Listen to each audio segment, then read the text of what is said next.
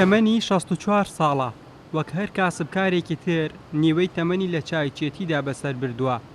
چیرۆکی بەسەربردنی ژیانی ڕۆژانە لای ئەم پیاوە بەتەمەنە تەواو جیاواز و دەگمەنە.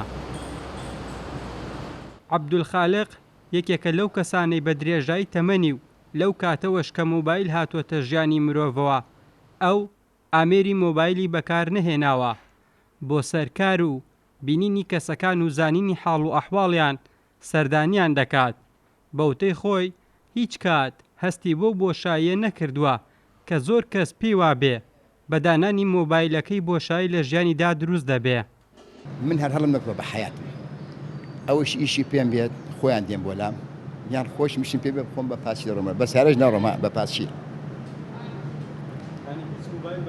بە حەیاتم بەکارم نێناوە ئەبەدەن بەکارش نایەنم بەخوا شوێن خۆرمەی هەتا بمرم بەکاری نایەنم. لە سەرەتای پەیدابوونی مۆبایل و تێکەڵبوونی بە ژیانی ڕۆژانەی خەڵک سەرسوڕهێنەر بوو، بەڵام ئێستا بەکارنەهێنانی مۆبایل بەلای هەر کەسێکەوە بۆتە جێی سەرسوڕمان. بەشێک لە هاوڵاتیانیش بەم جۆرە باس لە کاریگەری بەکارهێنانی مۆبایل دەکەن لەسەر ژیانی ڕۆژانە.